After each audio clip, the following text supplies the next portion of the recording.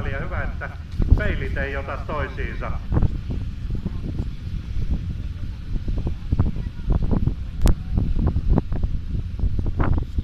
Näin, kaikki valmista. Siekkinen, Kestimäki, Koivisto, Sinisalo, Penttilä, Moisio, Heilman, Flygman.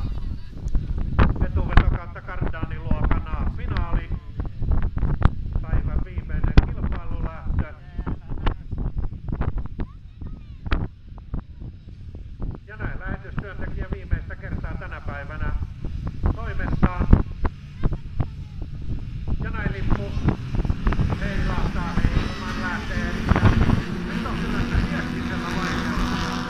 Oli, että kakkosta ei meinannut saada päälle siinä. Ykkösellä lähti erittäin hyvin, mutta sitten kun piti pistää kakkosta pesään, niin sitten oliko niin, että tultais varattua.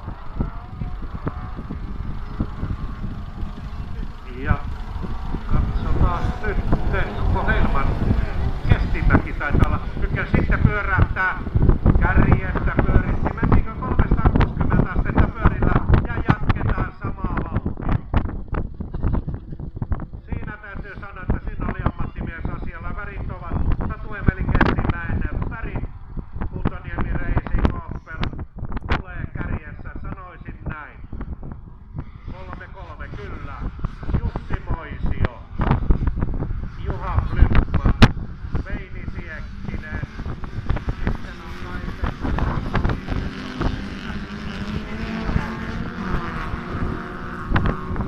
Sinisalo Koivisto. Ja Kimmo Penttilä sitten peräpään valvojana.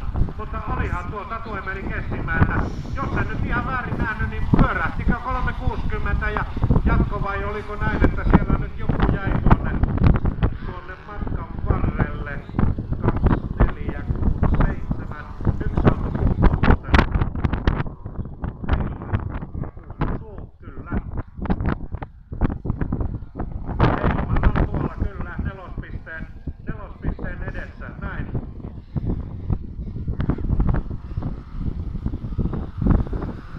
Ja näin, 3-3. Satu Emeli Kestimäki, Jussi Moisio, Juha Flygman, Kestinen, Sinisalo.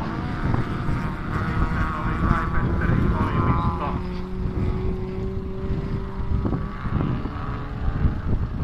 Ja näin, viimeinen kierros minun laskujeni mukaan.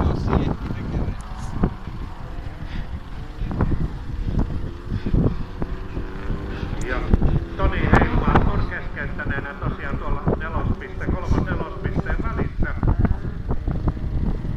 Ja oliko siinä samassa rytäkässä, oliko niin, että jompikumpi pyörähti? Olisiko ollut Heilman vai oliko Kestimäki? Jos oli Kestimäki, niin oli kyllä ammattimiehen homma. Vauhti pysyi ihan samana, kun oli vaan etupää oikeaan suuntaan. Ja näin, Satu Emeli Kestimäki tulee ja voittaa Rantakivi JM EVK-luokan. Jussi Moisio kakkosena, kolmantena Juha Flygman, neljäntenä Veini Siekkinen, viidentenä Kaipesteri Koivisto, kuudentena Marko